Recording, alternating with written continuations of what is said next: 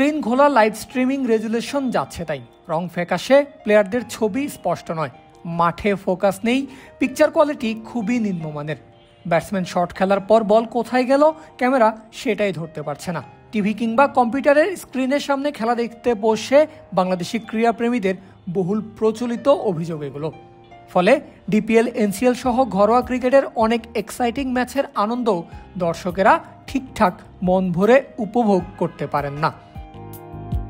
অবশেষে শেষ হতে যাচ্ছে সেই সব হতাশার দিন।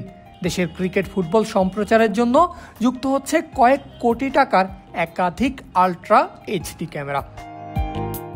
Light camera play. বৃহস্পতিবারের বাংলাদেশ নেপাল ফুটবল ম্যাচ দিয়ে দেশীয় ব্রডকাস্টিংয়ের নতুন যুগে প্রবেশ করেছে টি স্পোর্টস। আর প্রথম দিনেই দেখা গেছে আমূল পার্থক্য।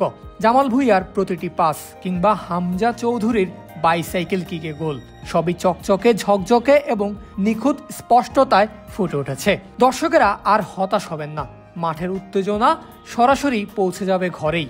যেন এই প্রমাণটাই দেখা গেল আজ।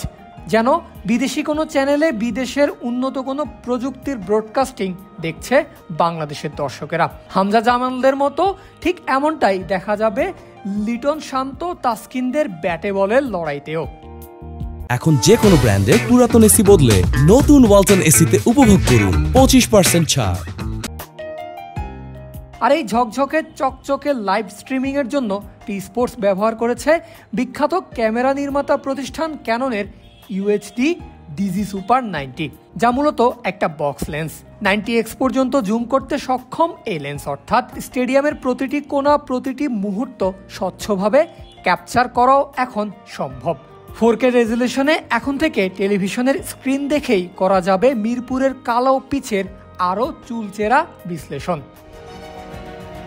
ক্যামেরাটিতে অপটিক্যাল ইমেজ স্টেবিলাইজেশন থাকার কারণে ক্রেন কিংবা হেলিকপ্টার থেকে ধারণ করা ভিডিও দেখা যাবে স্থির অবস্থায়, অর্থাৎ লাইভ স্ট্রিমিংয়ে যে কোনো অ্যাঙ্গেল থেকেই বলের গতিপথ, ব্যাটারের ব্যাট সুইং, খেলোয়াড়ের দৌড় কিংবা গোলরক্ষকের প্রতিক্রিয়া সবই দেখা যাবে নিখুঁত এবং স্পষ্টভাবে।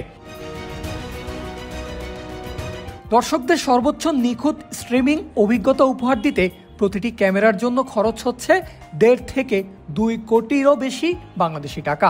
ফলে এবার দেশের ঘরোয়া ক্রিকেট, এনসিএল, ডিপিএল, অনূর্ধ্ব-19-এর আন্তর্জাতিক কিংবা নারীদের জাতীয় দল থেকে দেশের ফুটবল সবই দেখা যাবে আন্তর্জাতিক মানের ভিজুয়াল স্পষ্টতায়। বিকেএসপি, বগুড়া কিংবা রাজশাহীর কোনো মাঠের ম্যাচ দেখলে দর্শকেরা আর হতাশা নয়, প্রতিটি মুহূর্তকে অনুভব করবেন মাঠের উত্তেজনা, শটের গতি আর গোলের উল্লাসে।